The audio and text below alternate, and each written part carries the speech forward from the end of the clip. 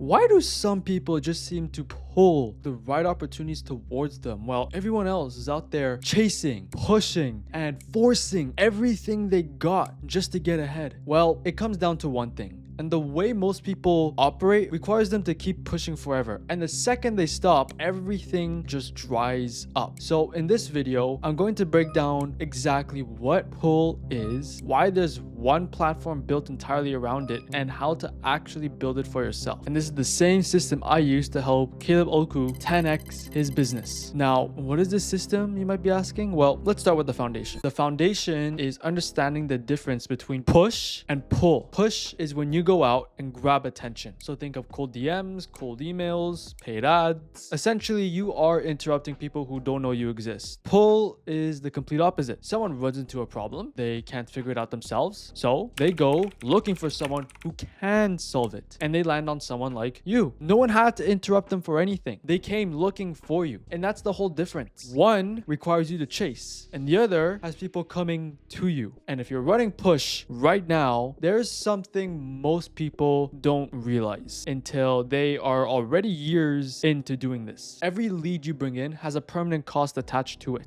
Time, money, or both. And the bill just comes month after month. And the second you stop paying it, the leads stop. Essentially, you're renting attention every single time, and the rent never stops. Now, don't worry. You could absolutely run a business doing this, and people do it all the time. But you are leaving two big things on the table. The first is margin. When you're pushing, you've got zero leverage in the deal. Every lead has a cost, and that cost keeps creeping up because the next competitor is bidding against you on the exact same channels. You're juggling LTV against CAC and trying to justify your fee to a prospect who's never heard of you. Of course they'll push back. They've got several other quotes saying roughly the same thing that yours says. So the only way you can close is by either out-convincing them or having to discount. And that eats your margin every single deal. And the only way you actually build any form of leverage is by building the second thing, which is authority. Authority is exactly what you skip when you skip pull. When you got the system up and running, prospects see exactly what you're capable of. They watch you think through hard problems. They watch you handle messy parts of the job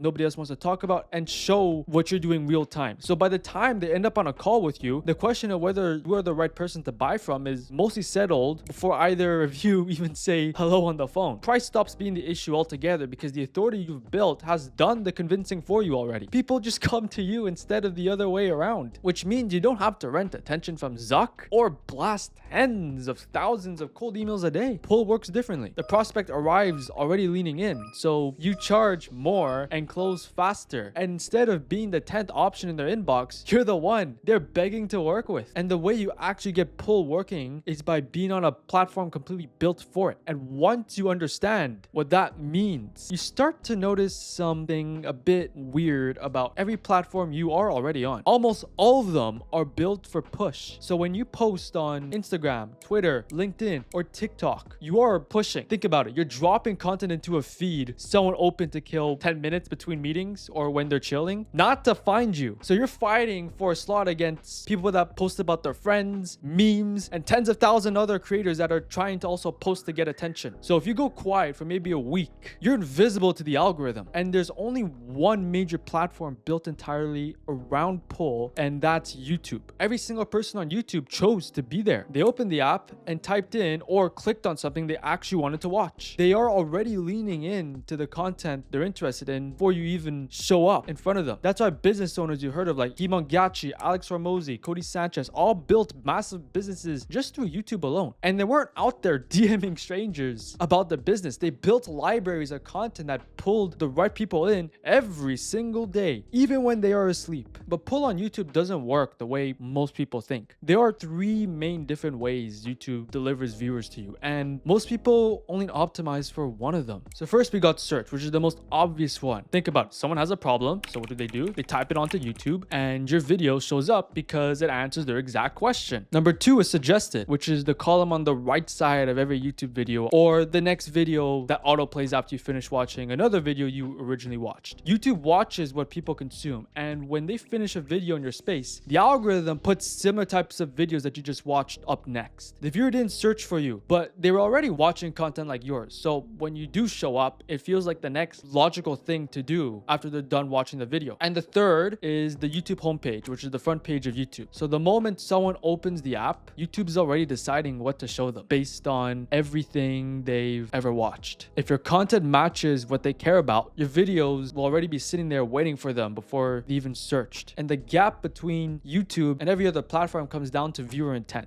On Instagram, you're competing with friends and memes. Plus, everyone is scrolling through 200 posts in 5 minutes. Twitter posts have an average lifespan of about 18 minutes before they vanish from the feed. And TikTok rewards virality, but you can get 1 million views and still have nobody remember your channel a week later. And the way you actually use this is by understanding which door your audience walks through and making content that fits each one. Search audiences want videos that answer their exact problem. For the suggested and homepage, you study what's already working in your niche and you make content that lines up so YouTube serves yours next. The point is, every video you make is walking through one of these doors. And the more you understand your audience, the faster your channel grows. Now, real quick, before I keep going, if you're watching this and thinking you want this implemented for your business, but don't want to figure all of it out yourself, I do this on a full done-for-you basis. So my team and I handle the strategy, ideas, scripts, editing, posting, the whole process essentially. All you have to do is just show up and record. So if that sounds like something you'd want, the link is in the description below. So now that you understand pull and you know YouTube has 3 doors, the next question is how to actually start building this on your own channel. It comes down to 4 steps. Step 1, start with how-to videos. So these are your search videos. So pick 3 questions your best clients or customers asked you before they hired you and turn each one into a how-to video. Now, it doesn't have to be 3 questions, of course, but it's stuff like how to fix your email deliverability, or how to rank your local business on Google, or how to unclog a toilet, or how to start this business. These videos are high intent and specific, and they pull in the exact person who's already thinking about hiring someone like you. Now, there's a quick thing that I want to clear up because there's a lot of bad advice floating around YouTube SEO because it isn't really a thing the way people sell it. And that is what? Tag stuffing, SEO tools, Google optimization. None of it actually matters anymore at all. The only thing that does is your title and your thumbnail and the words you actually say in the video, because YouTube reads the transcript and reads the title and the thumbnail. That's it. If someone is selling you YouTube SEO services with backend hacks, tag optimization, and description keyword stuffing, run the other way.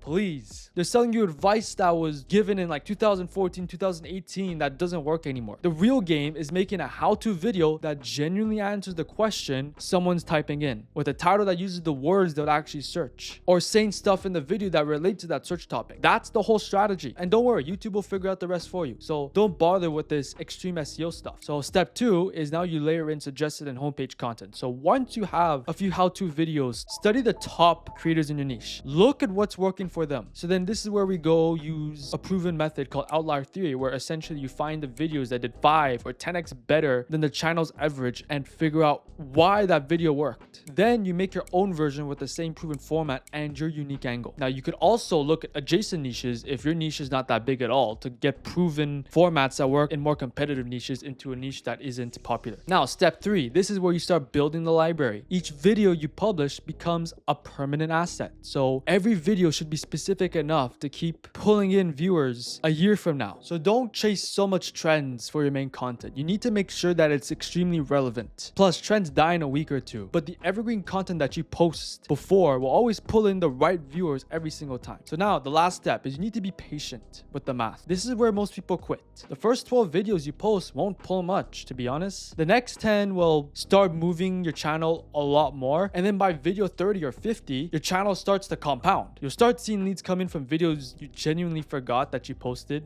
months ago. Look, the system works, but it just needs time and reps for it to compound. So here's how the whole stack ends up working together. Search brings in high intent buyers. Suggested brings the volume, and the library you build along the way just keeps both running long enough, even after you stop posting that week. Now, there's also a part that not that much people teach properly, which is why you'll see channels with 100,000 subscribers or even more, which is absolutely crazy, and their business doesn't do well whatsoever whatsoever. YouTube growth and client acquisition are not the same. You could build a massive audience and still have nobody buying from you if you build the wrong type of content. So this is how the funnel actually works to turn viewers into buyers. Every YouTube channel that converts viewers into buyers runs on 3 layers of content. You got the top of funnel, the middle funnel, and bottom of funnel. Each layer does a different job, and each one moves the viewer one step closer to working with you. So top of funnel is your attraction layer, where search and suggested come in from the pull stack. You're going to be making content for someone who's never heard of you, but has a problem your video can answer. It's the first handshake between the creator and the viewer, and it's the volume layer where most of your content lives. Middle of funnel is your trust layer. This is where you go deeper. You take the same audience that came in from the top of funnel and you build authority with them. The content here is mostly contrarian takes, mindset shifts, or niched information that show you actually know what you're talking about. So stuff like, this thing sucks, do this instead, why posting daily is killing your channel, or this is dead, do this instead. When viewers see someone with a controversial take or something that they don't really hear that much, and then you back it up, they tend to respect you more, which means that they'll trust you more. It's where they go from this guy makes good videos to this guy gets it. The last layer is bottom of funnel content, which is your proof layer. So think of case study breakdowns, client interviews, transformation stories where you walk through the before and after and the process in between, and even your own story. So by the time someone watches this type of content, they are already deciding if they want to work with you. And the job of these videos are not to get views and go viral. They just exist. So when someone's on the fence about working with you, they can just watch one of these videos and they'll clear up most doubt already. And the reason you need all 3 is that each missing layer creates a specific failure point that I've seen over and over with the hundreds of channels I audit every month. When you only make top of funnel content, you get tons of views, but no one will be interested in buying whatever you sell. The viewer learns from you, they'll say thank you, and then they'll go off and implement it themselves most of the time. So you end up like the creator with millions of views and subscribers, but they're broke. There's a lot of YouTube videos online, mainly the entertainment guys, that say that they're broke even with 2 million subscribers. Now skipping bottom of the funnel content and only posting case study interviews and podcasts and transformation stories, it just turns the channel into this dumping zone, which I see so much. And this is how it tends to be. So people record a podcast or an interview and then they just slap it onto YouTube because they figure they may as well post it somewhere. So why not YouTube? And the audience can tell nothing built there is deliberate. So the trust between the creator and the viewer never forms. And if you only run middle of the funnel content, you're just all takes and you have no proof to back up whatever you say. The audience just hangs around for the opinions you have, but will never trust you enough to actually buy from you. The funnel works because each layer feeds into the next. The top of funnel pulls the people into your channel and ecosystem. The middle of funnel earns their trust, and the bottom of funnel makes them want to work with you. So by the time they show interest in working with you by booking a call or filling up a form, they've already moved through those 3 layers, and the decision is mostly made before they even do one of those actions. Now, the ratio I run usually is around 60% top of funnel, 30% middle of funnel, and 10% bottom of funnel. So you need the volume up top to keep the funnel filling, enough trust content in the middle to convert those viewers, and just enough proof at the bottom to close the deal. So if you run all those 3 layers of content perfectly, the channel will actually start making you money. But if you skip any of them and you're back to having an audience that just does not buy from you, all 3 must work together for it to properly convert cold viewers into buyers. So now the question is, what do you actually put on the channel? Not every type of video format specifically creates the same opportunity. So I ranked every YouTube video format from D tier to S tier based on one thing and one thing only: how well they book sales calls for you. So click that video on screen before you film anything else.